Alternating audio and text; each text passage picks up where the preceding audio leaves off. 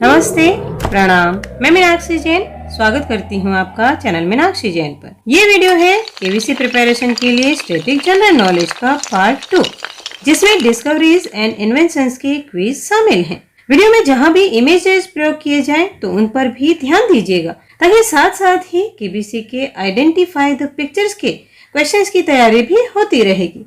तो पहला question, Henry Woodward और मैथ्यू एवेंस द्वारा 1875 में पेटेंट कराए गए प्रकाश बल्ब का 1879 में सफलतापूर्वक प्रदर्शन किसने किया था? Who successfully demonstrated the light bulb in 1879? Patented by Henry Woodward and Matthew Evans in 1875. और ऑप्शन है सर हम्फ्री डेवी, ए बेक्वेरेल, थॉमस अल्वा एडिसन और सर जोसेफ स्वान। तो सबसे पहले देख लेते हैं कि पेटेंट क्या होता है। तो पेटेंट एक कानूनी अधिकार होता है जो किसी व्यक्ति या संस्था को किसी विशेष खोज व नए आइडिया के लिए दिया जाता है।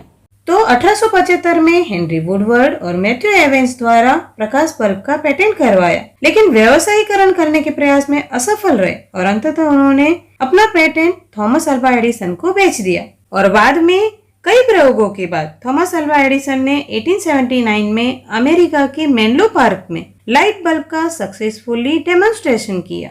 तो यहाँ पर right answer Thomas Alva Edison. Edison से पहले लाइट बल्ब की खोज पर कई आविष्कारकों ने काम किया। जैसे ऑप्शन में आए ये हम्फ्री डेवी ने 19वीं सदी की शुरुआत में रोशनी के लिए डेवी लैंप और आर्क लैंप के प्रारंभिक रूप का आविष्कार किया था। और ये इंग्लिश फिजिस्ट सर जोसेफ स्वान को भी एक सफल तापदीप्त लैंप के स्वतंत्र प्रारंभिक डेवलपर के रूप में जाना जाता है। और थॉमस अल्वा एडिसन ने 1880 में लंबे समय तक चलने वाला व्यवहारिक विद्युत प्रकाश बल्ब का पेटेंट करवाया। इसीलिए अब प्रकाश बल्ब के आविष्कारक का श्रेय थॉमस अल्वा एडिसन को दिया जाता है।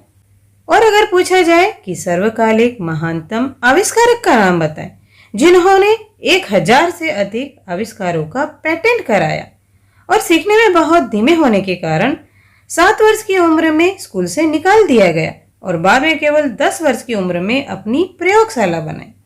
Name the greatest inventors of all time, patented over 1000 inventions, was expelled from the school at the age of 7 for being very slow to learn and made his own laboratory at the age of just 10. तो यही Thomas Alva Edison, जिनके पास उनकी मृत्यु 1931 तक 1093 patent थे, उन्हें अपनी school से निकाल दिया गया और घर पर उनकी माँ द्वारा ही शिक्षा दी गई थी। तो यहाँ पर right answer Thomas Alva Edison. और थॉमस अल्वा एडिसन का जन्म 1847 यानी 19वीं सदी में यूएसए के ओहियो में मिलान नामक गांव में हुआ। इन्हें फोनोग्राफ और बिजली के बल्ब के आविष्कारक के रूप में जाना जाता है। थॉमस अल्वा एडिसन ने 1877 में अमेरिका के मेनलो पार्क में ही फोनोग्राफ का आविष्कार किया था। और एडिसन द्वारा फोनोग्राफ पर सफलतापूर्वक रिकॉर्ड किए गए पहले शब्द थे Mary had a little lamp, जो एक कविता का अंश था। वैसे इनकी पहली पत्नी का नाम भी मैरी स्टिलवेल था। थॉमस अल्वा एडिसन को मेनलो पार्क के जादूगर, विजर्ड ऑफ मेनलो पार्क के नाम से भी जाना जाता है। और उनका पहला पेटेंट 1869 में इलेक्ट्रिक वोट रिकॉर्डर। और अगर पूछा जाए कि मुझे इस बात पर गर्व है कि मैंने कभी मारने के लिए किसी हथियार का आविष्कार नहीं किया, यह बात किस महान वैज्ञानिक ने कही थी? I am proud of the fact that I never invented a weapon to kill, which great scientist said this? तो यही थॉमस अल्वा एडिसन ने कहा था। तो यहाँ पर right answer Thomas Alva Edison. Next, पृथ्वी सूर्य के चारों ओर घूमती है, यह घोषित करने वाले पहले वैज्ञानिक कौन थे? Who was the first scientist to declare that Earth revolves around the sun? और ऑप्शंस हैं Galileo Galilei, Copernicus, Ptolemy, Johannes Kepler.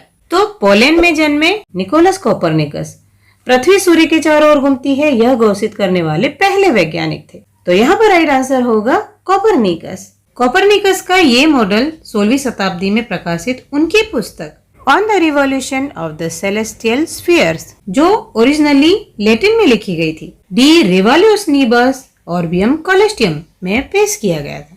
पृथ्वी व ग्रह केंद्र में स्थित स्थिर सूर्य के चारों ओर गोलाकार पथ में परिक्रमा करते हैं। इस मॉडल को हेलियोसेंट्रिक मॉडल या हेलियोसेंट्रिज्म जाना जाता है।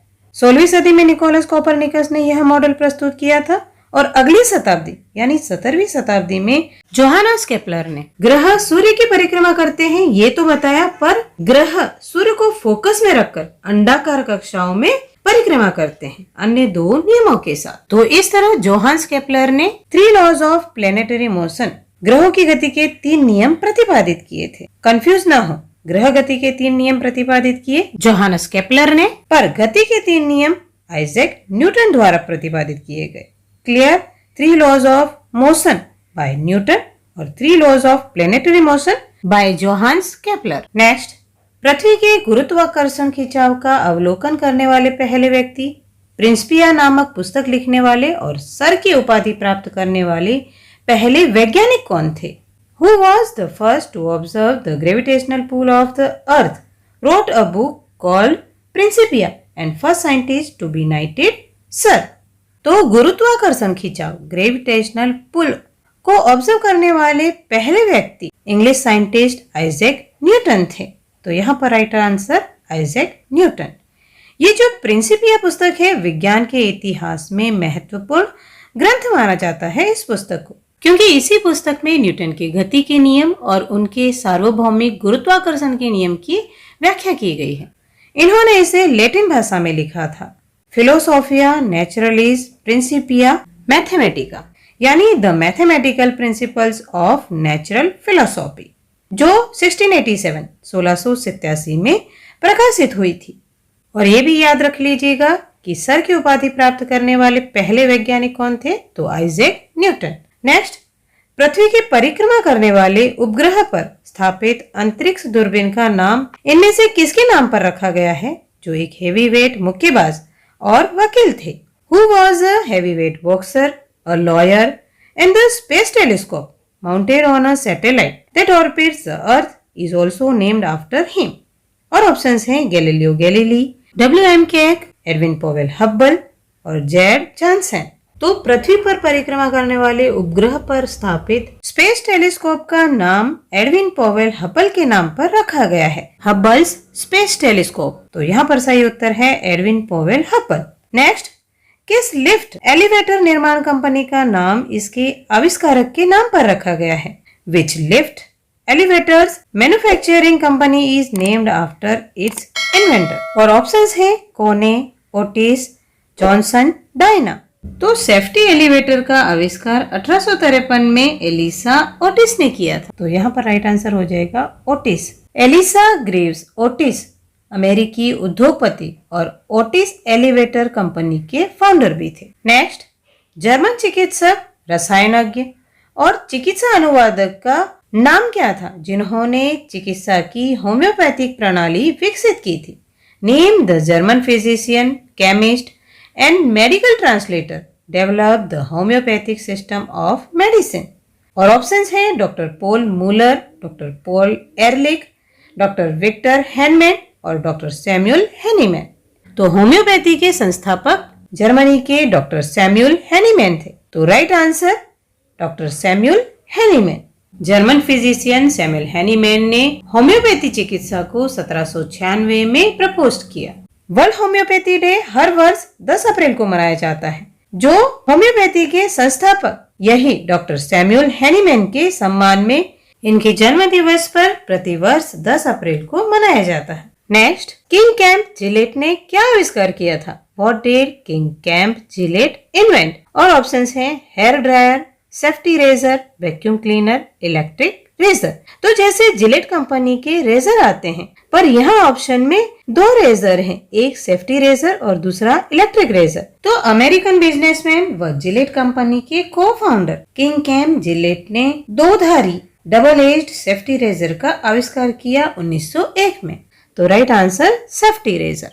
नेक्स्ट, 1895 में अपने कैथोड किरण जनरेटर से एक्सरे अज्ञात किरण की खोज किसने की? Who discovered the X-ray unknown ray from his cathode ray generator in 1895? तो 1895 में जर्मन फिजिसिस्ट W.C. रोंटगन यानी विल्हेम कॉनराड रोंटगन जर्मनी की वुज़बर्ग लेबोरेटरी में कैथोड किरणों से परीक्षण करते समय संयोग से अचानक बाई चांस एक किरण जनरेट हुई, जो बिल्कुल अज्ञात थी। इसीलिए इसे एक्स किरण यानी एक्स रेज, एक्स रेडिएशन नाम दिया।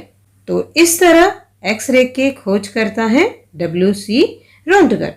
तो राइट आंसर WC रोंटगन। इसीलिए एक्स रेज या एक्स रेडिएशन को रोंटगन रेज या रोंटगन रेडिएशन भी कहा जाता है। और अपनी इसी खोज के लिए WC रोंटगन को फिजिक्स का इनॉग्रल नोबेल प्राइज से भी सम्मानित किया गया। First awardee of Nobel prize for physics तो यही WC Rontgen for the discoveries of X rays. इन्हीं के सम्मान में सिंथेटिक केमिकल एलिमेंट 111 का नाम रंटगेनियम रखा गया है।